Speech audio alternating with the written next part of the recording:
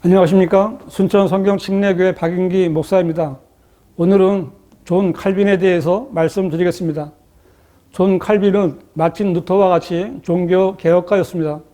그 당시 로마 가톨릭에 항거하여 그들의 비성경적 교리와 마귀적인 교회 운영을 질타하는 것은 목숨을 내놓고 하는 일이었기에 매우 강건하고 담대한 사람만이 할 수 있는 일이었습니다. 존 칼빈은 종교 개혁을 했다는 점에 있어서 높이 평가하고 경의를 표할 수는 있습니다. 그러나 사람을 높이 평가하고 사람을 하나님의 말씀들보다 더 높인다거나 사람이 쓴 책을 성경보다 더 높이는 것은 죄를 짓는 것입니다. 성경은 사람들 가운데서 크게 높임을 받는 것이 하나님 보시기에는 가증스러움이니라고 말씀하십니다. 존 칼빈은 프랑스인 신학자로서 칼빈주의라고 불리는 기독교 신학의 체계를 주창하고 발전시킨 사람입니다.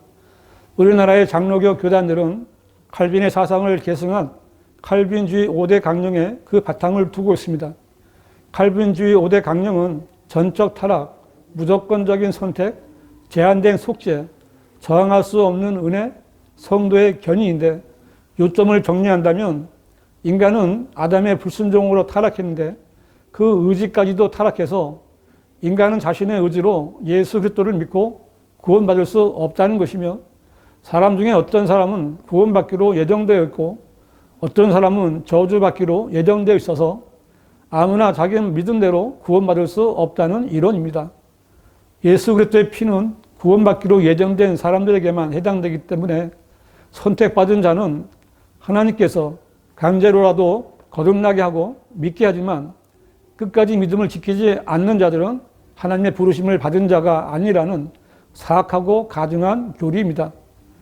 하지만 목사든 장로든 교인이든 누가 선택받았는지는 아무도 모르기 때문에 자신이 선택받은 사람임을 입증하기 위해서는 끝까지 믿음을 지키는 행위가 있어야 하는 것입니다.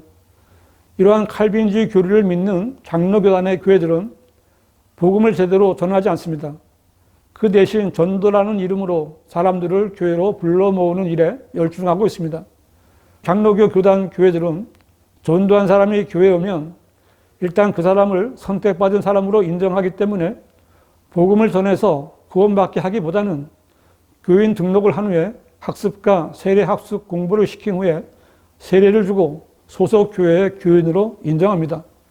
그러나 그 과정 중에 복음 전파와 거듭남이 없다면 그 사람은 교회의 교인으로 평생을 살다가 죽으면 지옥에 가는 것입니다. 아무리 새벽 기도에 빠지지 않고 교회 출석을 잘하고 헌금도 잘하고 봉사도 잘하고 집사, 권사, 장로 등 교회 직분을 받았더라도 구원받지 못했다면 매주 교회를 오가는 기독교라는 종교 놀이만 하다가 지옥에 갈 수밖에 없는 것입니다. 장로교단 교회들이 이렇게 복음을 전해 구령하지 않고 전도해서 종교 놀이만 하면서 교인들을 지옥으로 보내는 죄를 짓는 가장 큰 이유는 바로 칼빈주의를 신봉하기 때문입니다. 칼빈주의 5대 강령에 세뇌된 장로교회 목사들은 하나님의 주권으로 택함받은 사람은 어차피 하나님께서 믿고 구원받게 해 주실 것이라고 맹신하고 있지만 그 맹신의 끝은 영원한 불못입니다. 우리나라만 해도 이런 장로 교인들이 수백만 명입니다. 칼빈주의 5대 강령은 구원의 복음이 아니라 지옥으로 보내는 급행 열차입니다. 이러한 칼빈주의 5대 강령을 만든 존 칼빈이 과연 구원받은 그리스도인이었겠습니까? 그리스도인에게 반드시 있어야 하는 것이 개인적인 구원 간증입니다. 사도 바울도 자신이 사울이었을 때 다마스커스로 가던 길에 예수님을 만나 회심하게 된 사실을 성경에 여러 번 기록하여 자신의 거듭남을 증거했습니다.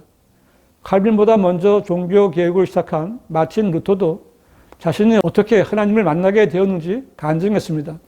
가톨릭 사제였던 루터는 행위 구원으로 고민하다가 의인은 믿음으로 말미암아 살리라는 말씀 앞에 자신의 죄 문제를 해결하고 구원받았다고 간증했습니다. 그는 확실한 구원 간증이 있었고 또한 그런 확신 속에서 복음의 진리로 많은 죄인들을 구령했습니다. 누구든지 예수님을 만나 회심할 사람은 자신이 만난 예수 그리스도에 대하여 증거하는 법입니다. 그러나 존 칼빈에게는 구원을 간증하는 증거가 없습니다. 이것은 구원에 관한 한 분명한 간증을 지니고 살았던 마틴 루터와 대조됩니다. 칼빈의 생애와 신학이라는 책에 의하면 칼빈의 회심은 예기치 못한 회심이라고 설명되어 있지만 구체적인 사례가 없습니다. 칼빈은 시편 주석 서문에서 자신의 회심을 갑작스러운 회심으로 표현했지만 더 이상의 언급이 없습니다. 아무도 칼빈이 언제 어디서 어떻게 구원받았는지 모릅니다. 칼빈이 말한 예기치 못한 회심의 내용이나 그때를 알 수 있는 사람이 아무도 없습니다. 뿐만 아니라 존 칼빈의 생애에서도 회심이나 거듭남의 흔적이 거의 없습니다. 칼빈의 회심은 단지 로마 카톨릭에서 개신교도가 되었다는 의미 정도지만 그것조차도 온전한 개혁이 될 수 없었습니다. 왜냐하면 그는 여전히 로마 카톨릭의 종교의식에 따라 유아 세례를 주었고 물을 뿌리는 세례를 거부하고 성경대로 구원받고 침례에 순종하려는 침례 교도들을 박해했습니다.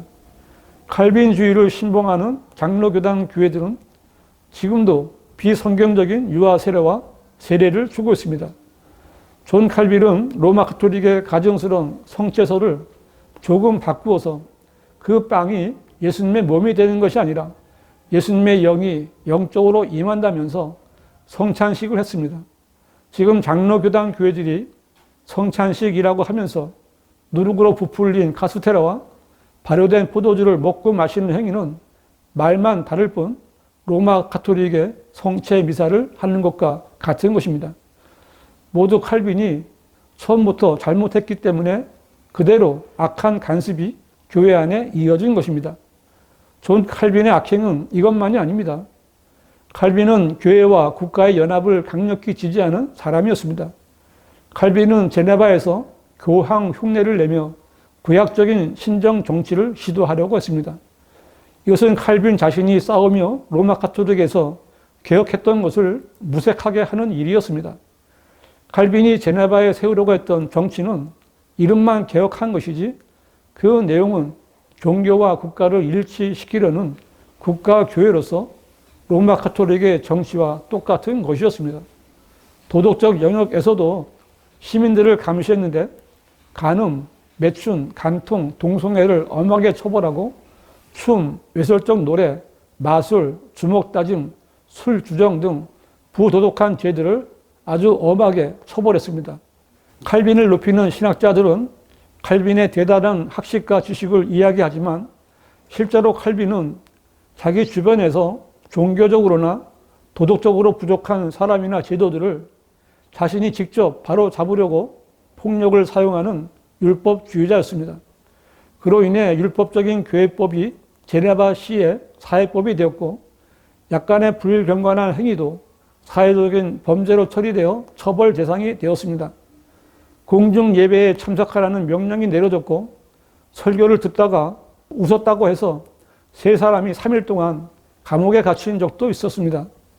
복음을 전파하고 성도들에게 진리의 말씀을 가르치고 양육하는 일은 영적인 일이고 하나님의 일입니다. 하나님의 일은 육신적인 방법이나 강제적인 힘으로는 절대로 이루어질 수 없는 것입니다. 칼빈은 가장 기본적인 것도 몰랐던 사람입니다. 여러분은 성경을 읽거나 교회사를 보면서 거듭난 그리스도인이 자기가 만든 규례에 어긋난 일을 했다 해서 자기와 교리가 다르다고 해서 그 사람을 죽이는 것을 본 적이 있으십니까? 그것도 끔찍한 화형에 처해 죽인 것을 본 적이 있으십니까? 여러분은 예수님께서 채찍에 맞고 십자가에 못 박히셨을 때 누구를 죽이려고 하신 말씀을 읽어본 적이 있으십니까? 오히려 예수님께서는 그들을 위해 기도하셨습니다. 사도 바울이 복음을 전파하면서 수많은 죽을 고비를 넘기고 고난을 당하고 매를 맞고 감옥에 갇히고 했다고 해서 한 번이라도 누구를 죽이려는 생각을 품은 적이 있습니까? 신약 교회 사도들과 선지자들, 복음 전도자들이나 목사들, 선교사들이 자기와 교리가 다르다고 해서 누구를 박해하고 고문하고 죽인 적이 있습니까? 그리스도인들은 악인들에게 죽음을 당하면서도 그들에게 보복하지 않았습니다. 원수를 사랑하라는 주님의 명령에 자신을 희생시키면서까지 최선을 다해 복종하였습니다. 그러나 존 칼빈은 그런 사람이 아니었습니다. 그는 그리스도인이 아니었습니다. 존 칼빈이 1541년부터 1546년까지 5년간 인구가 1만 3천 명인 제네바시에서 통치하며 교황 노릇을 하고 있을 때 그는 많은 사람들을 죽였습니다. 그것도 그냥 죽인 것이 아니라 교황처럼 사악하고 끔찍한 방법으로 사람을 죽였습니다. 칼빈은 그의 예정서를 비난했다고 해서 세르베투스를 하형에 처했습니다. 세르베투스는 자기를 죽인 자들을 용서해달라고 주님께 기도했다고 합니다. 칼빈은 자기를 유선자라고 부른 사람을 고문해서 사형에 처했습니다. 세례 받는 것을 거부했다는 이유로 80세 노파와 6아이의 어머니를 처형했습니다. 한 출판업자가 칼빈을 비난했다고 해서 불에 달군 쇠 꼬챙이로 그의 혀를 잘랐습니다. 자신의 신학 이론인 기독교 강요에 반대하는 사람을 국사범으로 취급했고 2명의 뱃사람이 싸웠다고 해서 그들을 모두 사형시켰습니다. 고문 방법으로는 엄지손가락을 조이고 발바닥을 불로 지지고 밧줄로 다리를 묶고 잡아당기는 참혹한 방법을 사용했으며 칼로 찢고 해충들로 뜯어먹게 했습니다. 그처럼 사악한 죄를 지은 칼빈이 과연 구원받은 그리스도인이었겠습니까? 로마 가톨릭이 소위 종교 재판에서 그리스도인들에게 행했던 사악한 행패와 똑같습니다.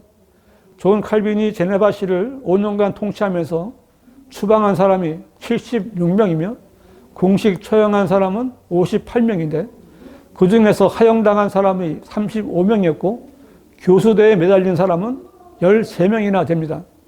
존 칼빈은 자기 스스로 예수 그리스도를 구주로 영접했다고 말하지도 못했고 기독교 강요를 통해서 잘못된 이단 교리를 교회 안에 주입시켜 잘못된 길로 인도한 사람입니다. 그가 그렇게 된 것은 자신이 보던 로마 가톨릭 성서를 버리지 못했기 때문입니다. 마틴 루터는 종교 개혁을 한 후 제일 먼저 한 일은 독일어로 루터 성경을 번역한 것입니다. 왜냐하면 바른 성경이 있어야 바른 교리를 정립할 수 있기 때문입니다. 이것은 지금도 마찬가지입니다. 지금 우리나라의 장로교단 교회들이 보는 성경이 바로 로마 가톨릭 성서와 일치하는 책이고 칼빈의 잘못된 교리를 합리화시켜주는 성경입니다. 이런 성서를 보는 한 진정한 교회 개혁이란 말로만 끝나고 말 것입니다. 장로교단 목사와 교인 여러분, 여러분이 보는 성경은 신약에서만 2200 단어 이상이 삭제된 틀린 성경입니다. 그렇게 많은 단어가 없어진 성서로는 바른 교리를 알 수 없습니다. 성경은 모든 일을 시험하여 보고 선한 것을 붙잡으라고 명령하십니다. 칼빈주의가 아니라 성경이 무엇라고 말씀하는지를 찾아보십시오. 개혁성경, 개혁개정판은 이제 그만 보시고 바른 성경을 찾아 공부하십시오. 한글로 된 바른 성경은 오직 한글 킹제임스 성경뿐입니다. 흠정역은 가짜 유사품입니다. 바른 성경과 바른 교리에 대해 알고 싶으신 분은 문자나 전화를 주시기 바랍니다.